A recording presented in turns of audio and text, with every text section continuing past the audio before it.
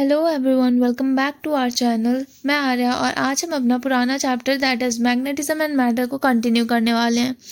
आज हम देखने वाले हैं tangent law and tangent galvanometer. Let's get started. Tangent law of magnetism क्या कहता है? Describe the relationship between two perpendicular magnetic fields acting on a magnetic needles. जो मैग्नेटिक फील्ड्स होती है परपेंडिकुलर, मतलब कि सपोज एक ये B1 मैग्नेटिक फील्ड है, एक B2 मैग्नेटिक फील्ड है और दोनों एक दूसरे के परपेंडिकुलर लग रहा है। मतलब कि सपोज ये है एक, ये है दूसरी, ये B1 हो गई, ये B2 हो गई, दोनों परपेंडिकुलरली लग रही है और जो निडल है वो ऐसे है यहाँ पे। ये क्या हो गई अपनी? ये हो गई अपनी मैग्नेटिक नीडल। ठीक है ना, मैग्नेटिक नीडल हो गई। ये उसका नॉर्थ हो गया, ये उसका साउथ हो गया, ये थीटा एंगल पे है। तो इनके बीच का ये जो B2 हो गया और B1 हो गया, दोनों परपेंडिकुलर है, दोनों बीच का रिलेशन शो करता है टेंजेंट लॉ ऑफ मैग्नेटिज्म। क्या होता है? When a magnetic needle is subjected to two perpendicular field B1 and B2, tan theta is equal to B2 by V1। तो ये जो tan, ये थीटा एंगल जो है, ये थीटा एंगल, ये क्या होता है? B2 by V1। Tangent galvanometer is an instrument used to measure the horizontal component of earth's magnetic field.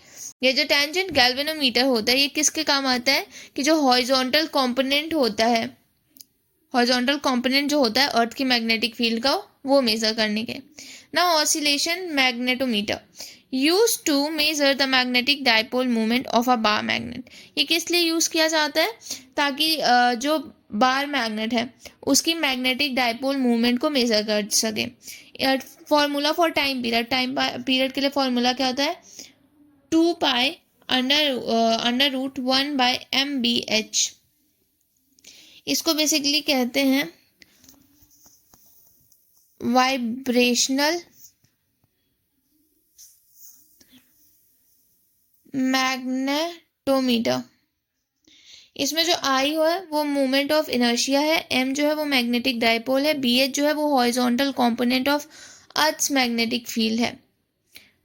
ना एप्लीकेशन ऑफ ऑसिलेशन मीटर। अब ये जो ऑसिलेशन मीटर है या फिर जिसको हम वाइब्रेशनल मैग्नेटोमीटर कहते हैं, इसका एप्लीकेशन क्या है? To find the magnetic field, magnetic dipole movement. Magnetic dipole movement के लिए यूज किया जाता है इसी फॉर्मूले से। बस इसी को क्या कहते हैं, मतलब इसी से डिराइव करके ये निकला है अपना to find the ratio of magnetic movements of two magnets of same size। अगर मतलब दो क्या कहते हैं मैग्नेट है, उनके मैग्नेटिक मूवमेंट निकालने, उसकी रिलेशन फाइंड करने के लिए लगता है। और to compare the dipole movement of two magnet of different size. दो अगर मैग्नेट है डिफरेंट साइज के, उनके मैग्नेटिक डाइपोल मूवमेंट को कंपेयर कराने के लिए लगता है। अगर दोनों मैग्नेट सेम साइज के हैं तो उनके आई सेम हो जाएंगे, और अगर डिफरेंट है तो आई अलग होगा, लाइक I1 एंड I2। अब हम लोग देख लेते हैं मैग्नेटिक फील्ड इंटेंसिटी, जिसको हम डिनोट करते हैं H से। इसका फॉर्मूला क्या होता है? H is equal to B0 by mu naught. B क्या हो जाता है अपना? Magnetic field. म्यू तो म्यू ही है, अब किसी मीडियम का है तो BM बाय म्यू एम। अब एक और देख लेते हैं अपना मैग्नेटिक परमिएबिलिटी। मैग्नेटिक परमिएबिलिटी को क्या लिखते हैं? म्यू। यही है, ये जो म्यू था ना, ये क्या था? Magnetic permeability. म्यू का फॉर्मूला क्या हो जाएगा? B/H। म्यू जो होता है वो मीडियम होता है, मीडियम का, और ये जो H होता है ये होता है सोर्स का। ठीक है, सोर्स का होता है। स्केलर यूनिट क्या होती है इनकी? स्केलर यूनिट होती है weber by ampere per metre. अब देख लेते हैं मैग्नेटाइजेशन एंड मैग्नेटिक इंटेंसिटी, जिसको I से डिनोट करते हैं। इसका फॉर्मूला हो जाता है I is equal to m by V, I vector m vector. Vector यहाँ पे जो होता है वो मीडियम इंडिपेंडेंट है, ठीक है ना, और इसका जो डायरेक्शन है वो पैरेलल होगा इसके m के, ठीक है ना। अब देख लेते हैं मैग्नेटिक सब्सिटिबिलिटी, जिसको डिनोट करते हैं x से। इसका फॉर्मूला आ जाता है x m is equal to I by H. अब ये जो होता है ये स्केलर होता है, यूनिट एंड डायमेंशन लेस होता है, और अगर ये जो अपना x है एक्सम बढ़ा तो क्या हो जाएगा, इजीली मैग्नेटाइज हो जाएगा। अगर मैग्नेटिक सब्सिटिबिलिटी जो होती है वो बढ़ेगी तो इजीली मैग्नेटाइज हो जाएगा।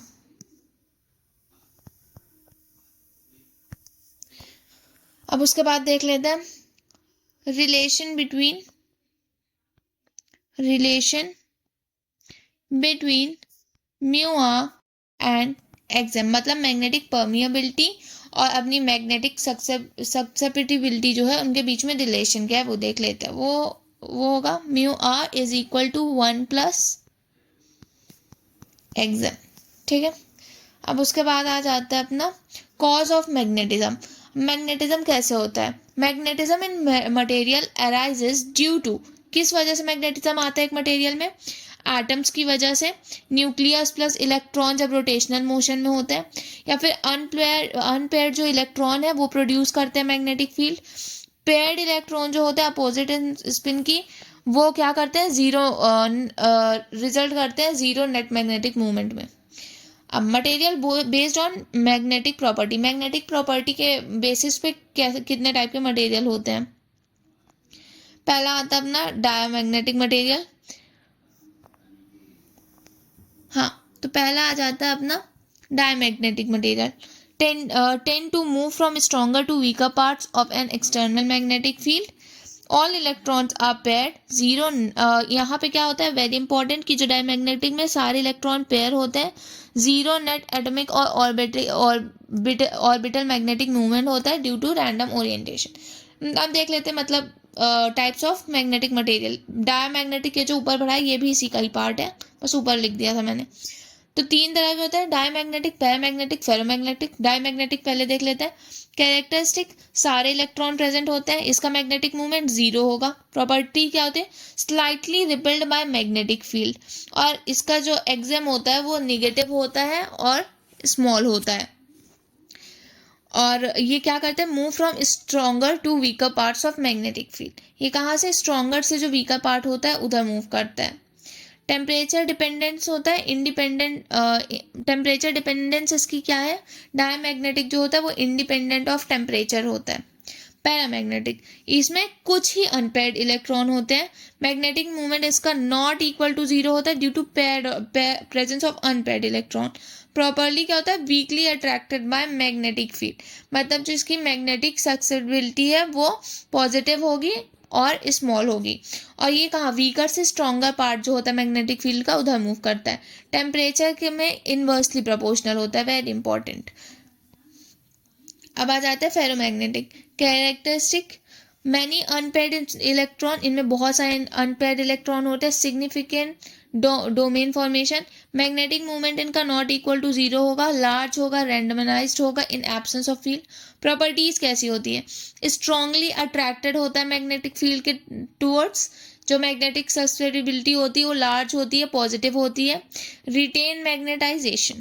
Now temperature dependence, below Curie temperature shows ferromagnetic property, above TC that is above क्या कहते हैं, Curie temperature behaves like a paramagnetic, मतलब कि जो क्यूरी टेम्परेचर है उससे नीचे है तो फेरोमैग्नेटिक, उससे ऊपर है तो पैरामैग्नेटिक, ठीक है ना। ये जितने भी क्या कहते हैं टाइप्स ऑफ मटेरियल थे इनकी प्रॉपर्टीज बहुत इंपॉर्टेंट है, डायरेक्टली क्वेश्चंस आते हैं इसके, तो इनको बहुत अच्छे से पढ़ लेना है। अब आ जाता है इंपॉर्टेंट लॉ कुछ जो है और कुछ ग्राफ है वो देख लेते हैं। पहला आ आ जाता है अपना क्यूरी लॉ। क्यूरी लॉ क्या कहता है कि क्यूरी लॉ जो होता है पैरामैग्नेटिक सब्सटेंस के लिए वो होता है C/T, जिसको हम ऐसे भी लिख सकते हैं CB0/T, ये I का फॉर्मूला होता है। और मैग्नेटिक ससेसिबिलिटी के लिए C/μ/T होता है। ठीक है, अब इसमें क्या कहते हैं, क्यूरी वेज लॉ क्या होता है, for magnetic above TC temperature, मतलब जो क्या कहते हैं क्यूरी टेम्परेचर होता है उसके ऊपर के लिए क्या होता है C/T माइनस TC, मतलब जो टेम्परेचर गिवन रहेगा माइनस क्यूरी टेम्परेचर, TC जो है वो क्यूरी टेम्परेचर यहाँ पे। अब कुछ की ऑब्जर्वेशन देख लेते हैं डायमैग्नेटिक, पैरामैग्नेटिक, फेरोमैग्नेटिक की। ये क्या है, डायमैग्नेटिक सब्सटेंस में मैग्नेटिक जो ससेप्टिबिलिटी होती है वो बहुत स्मॉल होती है, negative, independent of temperature. Paramagnetic, magnetic susceptibility small, positive, inversely proportional to temperature. Ferromagnetic, magnetic susceptibility is very large, positive, sharp change at Curie temperature. Domain formation is a special feature of ferromagnetic material leading to high magnetisation. अब देख लेते हैं hysteresis loop. Hysteresis loop क्या होता है, BH curve होता है एक, इसको मैं बना के दिखा देती हूँ, यहाँ पे कहीं है जगह, ये है, ये ऐसा होता है।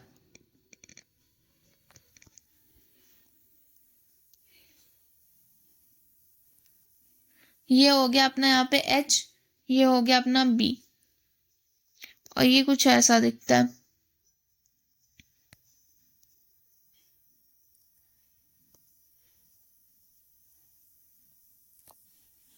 और ये ऐसा जाता है, ठीक है ना, ये हो गया अपना ओरिजिन। अब ये क्या है, hysteresis loop shows the relationship between magnetic field strength मतलब H and magnetic induction that is B during magnetisation and demagnetisation of material.